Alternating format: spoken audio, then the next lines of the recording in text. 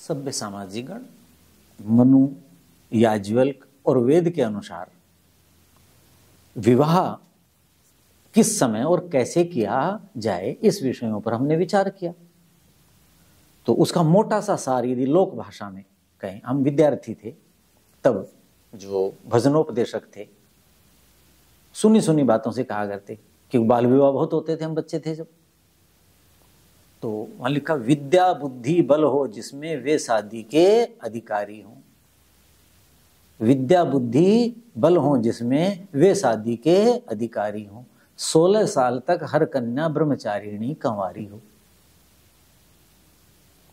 विशेषकर पिछले व्याख्यान में मैंने चर्चा की थी कि बालिकाओं का, छोटी बालिकाओं का विवाह कर दिया जाता था भय के कारण, अज्ञान के कारण, जो भी थी। तो उसको समाप्त करने के लिए स्वामी दयानंद ने बहुत बड़ा अभियान चलाया और उनकी जो संस्था है आर्य समाज, उनके लोगों ने बहुत बड़ा अभियान चलाया स्त्री शिक्षा का और बाल विवाह निषेध का। तो वो भजनी गाया करते हैं, बचपन में हम सुनते हैं। तो देखो, ब्रह्मचर्य पालन कहा, दूसरा जन्म, स्नातक, ये एक ही तो बातें हैं। तो ये क्या है? स्नातक का मतलब क्या है? ब्रह्मचर्य का मतलब क्या है? पहला आश्रम पूरा करने का मतलब क्या है? कि जिसमें विद्या बुद्धि और बल हो। पहले आश्रम में दो ही चीजें हैं ना, विद्या और बल का संचय, शारीरिक रूप से पुष्टि, पूर्ण यौवन, और फिर बौद्धिक रूप से ज्ञान से आप्लावित हो, मस्तिष्क भरा हुआ हो। तो विद्या बुद्धि बल हो जिसमें वे शादी के अधिकारी हों। 16 साल तक हर कन्या ब्रह्मचारिणी कंवारी हो। उस समय तो 8 साल की छोटी, 10 साल की, 12 तो कर ही देते थे। तो इसलिए कहा भी कम से कम। आगे जब आयुर्वेद का प्रसंग आएगा आयु का, तो वहां बताएंगे चरक क्या कहते हैं, सुश्रुत क्या कहते हैं, क्योंकि शरीर के बारे में तो शरीर विज्ञान के आचार्य बताएंगे।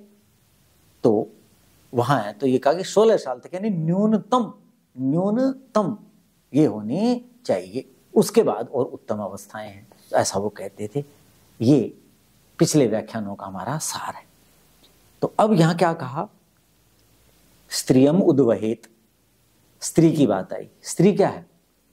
स्त्री का जीवन में क्या महत्व है, समाज में, परिवार में क्या महत्व है? कहते हैं सारो ही जीव लोकस्य स्त्री गुण समन्विता। स्त्री जो है वो क्या है? बोलो, लोकस्य सार है, इस लोक का, इस संसार का सार है। और मध्य युग में स्त्री की अवहेलना हुई, अपमान हुआ, उसको पैर की जूती कहा गया। वो भजन गाते थे हमारे यहाँ, कहते थे एक समय था नारी जाति पैरों की जूती कहाती, नारी का मान कराया। स्वामी दयानंद जी जैसे लोगों ने स्त्री शिक्षा की, नारी का मान कराया और बताया शास्त्रों में क्या क्या लिखा है। मनुस्मृति में क्या लिखा है? यत्र नार्यस्तु पूज्यन्ते रमन्ते तत्र देवता। ये मनुस्मृति की बात है, जिसको लोग जलाते हैं, कहते हैं। बताओ क्या कहते हैं? जहां नारी की पूजा होती है वहां देवता निवास करते हैं। इससे बड़ा वाक्य कहीं मिलेगा किसी संसार के साहित्य में, किसी धर्म ग्रंथ में? और कहते हैं वो मनुस्मृति खराब। मनु के नाम से कुछ लोगों ने गलत बातें लिखी होंगी, वो त्याज्य हैं। लेकिन भले लोगों 100% में से 1% कोई गलत बात उनके नाम से डाल दी तो 99 छोड़ोगे? ये कहां की बुद्धिमत्ता? ये कहां की बुद्धिमत्ता? क्यों? दूषित मानसिकता है, दुराग्रह है कि इस देश की संस्कृति, इस देश के महापुरुष, उनका अपमान करो, बस। गुलाम मानसिकता वाले लोग कुछ उनसे पैसे लेकर के ऐसा करते हैं। तो क्या कहा? ये स्त्री ही सारो जीवलोकस्य, स्त्री तो जीवलोक का सार है। मानव का भी नहीं, जीवलोक का कहा। अब देखो स्त्री के कारण कितना, जितना घर में मातृशक्ति ध्यान रखती है, मनुष्यों का, सब परिवारों का रखती है, परिवारजनों का रखती है, और कीट पतंग, पशु पक्षी, गाय कुत्ता बिल्ली, सबका, पक्षी, सबका ध्यान रखती है। कोई भिक्षुक है, कोई रोगी है, कोई याचक आ गया, कोई कुछ है, सबको पुरुष का ध्यान रखता है इतना। वो कहे कहां से आगे चले? वो कहे नहीं नहीं नहीं नहीं, देख, अरे भाई इनका ऐसा करो। सारा संसार स्त्री से चल रहा है। सारा चल रहा। इसलिए कहा, लेकिन हर स्त्री नहीं। आज देख रहे हो, आज स्त्रियां जिनकी कुछ बातें सुनने में आती हैं, ऐसी आती हैं, घरों में देख रहे हो, हिंसा, क्रूरता, निर्दयता, ये गुण आ गए उनमें। गुण नहीं, ये दोष आ गए। इससे नारी जाति जो है वो बदनाम हो रही है। नारी तो देवता है, तो क्या कहा, कौन सी स्त्री गुण समन्विता। हर स्त्री नहीं, केवल जिसका शरीर स्त्री का है वो स्त्री नहीं, जिसकी बुद्धि स्त्री के गुणों वाली है, जो बौद्धिक रूप से कि मैं स्त्री हूं, स्त्री होने पे जिसको गर्व है। आजकल क्या हो रहा है, स्त्रियां, लड़कियां लड़का होना चाह रही, पुरुष होना चाहिए, लड़के ऐसे करते हैं, लड़के ऐसे करते हैं, लड़के ऐसे करते हैं, हम ये करेंगे, हम वो करेंगे। कैसी भोली बातें करते। स्त्री तो स्त्रीत्व से बड़ी है, आप प्रकृति को कैसे छोड़ सकते हो। अपने प्राकृतिक गुणों में ही उन्नति करो, आपका कितना मान होगा, उसी पे गर्व करना चाहिए। तो स्त्री गुण समन्विता। कौन सी स्त्री? जीवलोक का सार है, जिसमें स्त्रियों के गुण हों। उन गुणों से युक्त जो स्त्री है वो जीवलोक का सार है। उस स्त्री से विवाह करो, ऐसा कहा। फिर घर क्या बनेगा? स्वर्ग बनेगा। तो क्या कहा? कैसी? देखो, शास्त्र में लिखा है कि स्त्री के क्या गुण होने चाहिए। एक जगह वर्णन आता है, कार्येषु मंत्री, कर्णेषु दासी, भोज्येषु माता, शयनेषु रंभा, धर्मेनुकूला, क्षमया धरित्री, भार्या च षाट गुणवती दुर्लभा। 6 गुण बताए, 60 गुणवती, 60 गुण वाली, 6 गुण वाली भार्या, पत्नी, स्त्री दुर्लभा, मिलती है, दुखे न लभ्या, बड़ी मुश्किल से मिलती। चलो 6 वाली न मिले, 5 वाली मिल जाए, 4 वाली मिले, मतलब जितने गुण अधिक हो। और कुछ ऐसे हो जिसमें एक भी गुण नहीं है, उसका क्या करोगे? स्त्री थोड़ी है, तो शूद्र है ना। जिसमें गुण ही नहीं है, गुणहीन व्यक्ति क्या कहलाएगा? संस्कारहीन, गुणहीन, शूद्र, द्विज। आचार्य कुल से ज्ञान शिक्षा पानी है और उसको जीवन में धारण करना है, अपने आप को गुणों से देवता बनाना है, वो द्विज है। वो उनको ये बातें समझ में आ सकती हैं, उन्हीं का जीवन फिर सुखी होगा। सबका सुखी कहाँ होता है? जो केवल रोटी पानी में लगे हुए हैं, ये पालूं, वो ले लूं, ये भौतिक पदार्थ ले लूं, ये ले लूं ना। आपने देखा होगा, खूब धनवान, खूब पद वाले, खुद कुछ ऐसे मिलेंगे जो कितनी डिग्रियां हैं जिनके पास हैं, लेकिन आपको लगेगा ये भी पढ़ा लिखा है, ये भी बुद्धिमान है क्या? आपकी बुद्धि सकरा जाएगी कि ऐसे ऐसे आचरण है। तो द्विज का मतलब ये हुआ जिसने आचार्य की, शास्त्र, आचार्य अपनी तरफ से क्या कहता है, जो शास्त्र की बातें, शास्त्र क्या है, हजारों वर्षों से जो समाज का अध्ययन किया, निष्कर्ष निकाला, उसका नाम शास्त्र है, वो लिख दिया। तो ये कहा कार्येषु मंत्री, 6 गुणों में पहला गुण स्त्री का क्या है? बोलो, कार्येषु मंत्री। जब गृह कार्य होते हैं तो जो मंत्री के समान आपको उत्तम परामर्श दे।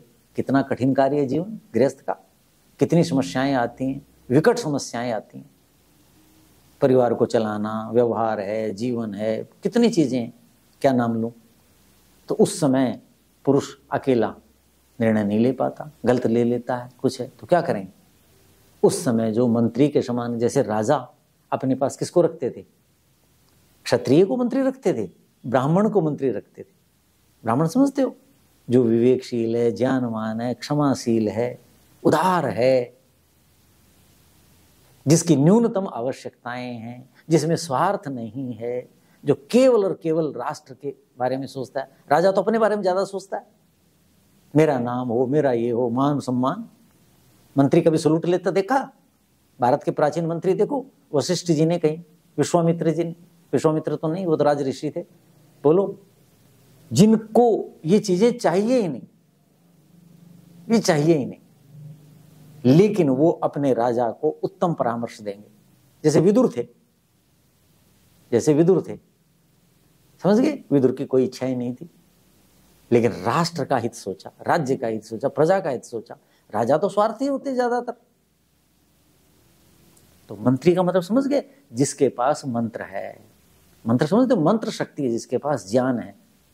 मंत्र किसे कहते हैं? मननात् मंत्र, जिसका मनन किया जाए उसको मंत्र कहते हैं। तो जो मनन के बाद सुविचार आया, उत्तम विचार आया, जिस परिणाम पर मनन करने वाला ब्राह्मण पहुंचा, ब्राह्मण समझ गए ना, ब्रह्म मानी ज्ञान वाला व्यक्ति पहुंचा, वो ब्राह्मण कहलाएगा। ब्राह्मण का मतलब चोटी, तिलक, धोती, इसका नाम ब्राह्मण नहीं। या संस्कृत जानता है इसलिए ब्राह्मण नहीं। ब्राह्मणत्व तो एक गुण विशेष का नाम है जो मैंने गिनाए अभी। और वर्ण आश्रम धर्म आएगा ना, जो वर्ण व्यवस्था आएगी तो उसमें विस्तार से बताएंगे। तो कहते हैं जो कार्येषु मंत्री, ठीक हो गया। जैसे उदाहरण तारा थी, जैसे कौशल्या थी, जैसे मंदोदरी थी। मैं एक ही काल रामायण की बातें बता रहा हूं। ये आदर्श महिलाएं थी, मंत्री थी, मंत्र शक्ति थी, उनके पास ज्ञान था, अपने पतियों को उचित परामर्श दिया। माना न माना ये अलग विषय, इतिहास का विषय। आज से लगभग 150 साल पहले 1860-62 के आसपास लगा लो, इंदौर की महारानी अहिल्याबाई होलकर आदर्श महिला थी, मंत्री, पूरा राज्य व्यवस्था चलाई, प्रजा के लिए इतना सब कुछ किया। पति अकाल मृत्यु हो गई थी, बेटा जो है बाल्यकाल में चला गया था, लेकिन नहीं। तो मंत्री का समझ गए, ऐसी स्त्री जिसके पास मंत्र शक्ति है, विचार है, तो कार्य आने पर, कठिनाई आने पर, समय आने पर उत्तम परामर्श देने की जिसमें सामर्थ्य हो, ऐसी कर्णेषु दासी। और जो गृह कार्यों में, पति के कार्यों में, परिवारजन के कार्यों में जो दासी के समान कार्य करे। ये नहीं सोचे मैं ये हूं, जैसे आजकल स्थिति आ गई, मैं रोटी क्यों बनाऊं, मैं ऐसा क्यों करूं, मैं तो बराबर की कमाती हूं, मैं तो ऐसे हूं, मैं तो क्यों, पुरुष के लिए क्यों ना। पुरुष को सोचना है कि मैं अपनी पत्नी को दासी न समझूं, हीन न समझूं, लेकिन स्वयं लड़ करके ऐसा करना, ये तो फिर झगड़ा ही हो गया। ये तो झगड़ा ही हो गया ना। स्त्री जो है, क्या कहा, कर्णेषु दासी, जो गृह कार्य हैं परिवार के लिए, पति के लिए, जो घर गृहस्थ से जुड़े, उनमें दासी के समान कार्य करे। यानी उसको ये लगना ही नहीं चाहिए कि मैं स्वामिनी हूं, ये अहंकार न आए। वो आदर्श गृह लक्ष्मी होगी। आगे क्या कहा, भोज्येषु माता, जब भोजन कराए परिवारजन, सबकी तो माता नहीं है परिवार में, किसी की भाभी है, किसी की ताई है, किसी की चाची है, किसी की माँ है, किसी की दादी है, अलग अलग भूमिकाएं हैं स्त्री की। तो जब वो भोजन कराए परिवारजनों को, तो वो माँ, सबको अपनी माँ लगे। यानी जैसे माँ अपनी संतान को भोजन कराती है, बोलो, उत्तम गुणों वाला, पोषक तत्वों वाला, उत्तम स्वाद वाला, हैं जी, जिसमें अपना रस भर देती है। परोसने का भी तो एक तरीका है, देते समय इतना प्यार, ऐसी व्यवस्था, साफ सुथरा वातावरण, सब कुछ। भोजन करने का समय पति का सारे दिन तंग हो गया, यार कलह की बात करने लग जाए, ये नहीं किया, वो नहीं किया, ये नहीं किया, क्या बात बनेगी, बच्चे हैं, ये है, वो ये, कुछ भी ना। आदर्श तो माता जैसे ध्यान रखती है अपनी संतान का, ऐसे ही जो पति का मां बन करके भोजन के समय सम्मान करे, वैसा भोजन कराए कि पति को ये लगे कि ये तो मेरी माँ ही है, मेरी माँ ऐसा भोजन कराती थी। वो आदर्श स्त्री है, गुणवती का ना, स्त्री के गुणों की बात हो रही है। आगे क्या कहा, भोज्येषु माता सैनेषु रंभा। विवाह जो संस्कार है, आपको पता है विवाह किस लिए है, संतान उत्पत्ति। आगे उसके प्रयोजन में बात करेंगे, विवाह का प्रयोजन क्या है। तो उसमें क्या देखते हैं, देखो, बोलो, स्वस्थ हो, सुंदर हो, स्त्री पुरुष दोनों, तभी एक दूसरे से विवाह करते हैं ना। गुण भी देखे और ये भी देखे, तो एक दूसरे के प्रति आकर्षण होगा, तभी तो सृष्टि बनेगी। तो सैनेषु, शयनागार में, शयनागार जो है, जो बिस्तर है, शयन है, उस पर वो रंभा के समान आचरण करे। बहुत शिकायतें होती हैं पुरुषों को स्त्रियों से, जो स्त्री का धर्म है बिस्तर पे, वो उसका पालन नहीं करते। विशेषकर जो नौकरी करके आ रही हैं और आ रही हैं, बराबर की पढ़ी लिखी हैं, बराबर कमा रही हैं, या ये है वो, या अपने आप को जो पुरुष से ज्यादा सुंदर समझ रही हैं किसी भी कारण से, या अपनी कि मुझे ये नहीं, मुझे वो नहीं, तो वहां फिर गृहस्थ जीवन आगे नहीं बढ़ पाता और उचित संतान नहीं मिल पाती। तो शयनेषु रंभा, जो शयनागार में शयन पर बिस्तर पर जो रंभा के समान आचरण करे, ऐसी स्त्री आदर्श स्त्री कहलाती है, उससे विवाह करो। धर्मेनुकूला, और स्त्री कैसी होनी चाहिए? धर्म में अनुकूल हो। धर्म समझते हो? कर्तव्य कर्म, समाज के प्रति क्या कर्म, राष्ट्र के प्रति क्या कर्म है, परिवारजनों में वृद्धों के प्रति क्या है, अपने बराबर के भाई बहन आदि उनके प्रति क्या है, बच्चों के प्रति क्या है। नहीं तो अपने लिए सोचते हैं ऐसे। आज ये चीज बहुत ज्यादा बढ़ गई है, हर चीज में मैं मेरे लिए ये हो गया, इससे गड़बड़ी हो गई। तो हर व्यक्ति स्वार्थी सा हो गया, फिर बच्चों में ये चीजें आ गई, फिर वो समाज में फैल गई और अब समाज में आपाधापी बढ़ गई। तो धर्म का मतलब समझते हो? धर्म समझते हो ना? कर्तव्य कर्म, धर्म आचरण, दान देना है, कितना देना है, कहाँ कितना क्या खर्च करना है, किसको क्या अधिकार देना है, किससे अपना अधिकार कितना लेना है या छोड़ना है। तो धर्म का मतलब समझ गए? जो धारण करने योग्य है, जो कर्तव्य कर्म है, उसमें जो पति के अनुकूल हो। आपको लगे कि मेरे हर कार्य में ऐसे होगे। ऐसे पुरुष के लिए आप देखो, जब सप्तपदी होती है, वाम अंग स्त्री जो है पहले दाएं अंग बैठती, फिर वाम अंग आएंगे, तो क्या होगा विवाह में, वो प्रसंग में बताएंगे। तो वहां विवाह में पत्नी, पंडित जी कहते हैं ना कि ये वचन भरो, यदि आप ऐसा करो, यदि मेरी बात ऐसा करोगे तो मैं आपके वाम अंग आऊं, अर्थात आपकी वाम अंगी बनूं, अर्थात आपकी पत्नी बनूं, आपकी सहधर्मिणी बनूं। तो दोनों के लिए है, लेकिन यहां ये प्रसंग क्या है? गुणवती स्त्री का है। तो इसलिए कहा कि जो धर्म में अनुकूल हो, आपके पारिवारिक जो कुल धर्म है उनको निभाए। क्यों? तो दूसरे कुल से आई है और वो कहे हमारे नहीं होते थे, छोड़ो इसको। फिर कैसे आप गृह लक्ष्मी होंगी? इसकी कुलवधू कैसे हो सकती हैं? कुलवधू तो वो होगी जो कुल के धर्म को आगे बढ़ाए। तो उसमें जो अनुकूल हो। क्षमया धरित्री, और बोलो स्त्री तो साक्षात पृथ्वी बोलते हैं ना, क्षमा का अवतार है। सब चीजें सहन करती है, सब चीजें सहन करती है। इसलिए शास्त्र में कहा है नहीं तितिक्षा समम अस्ति साधनम, हर मानव के लिए। लेकिन स्त्री धुरी है, केंद्र है गृहस्थ की, सारी चीजें उसी पर आकर पड़ती हैं, उसी को संभालनी होती हैं। तो इसलिए यहां लिखा क्षमया धरित्री, क्षमा में जो धरित्री पृथ्वी के समान हो, इतनी क्षमा। जैसे पृथ्वी माता देखो, कोई बम फोड़ रहे हैं, कोई कुछ कर रहे हैं, कहीं बोलो डैम बना रहे हैं, कहीं भूमिगत विस्फोट हो रहे हैं, कितना हो रहा है, लेकिन ये पृथ्वी बोलो सब कुछ सहन करती। तो क्षमा का गुण जिस स्त्री में पृथ्वी के समान हो, कहते हैं 60 गुण भारिया 60 गुणवती दुर्लभा।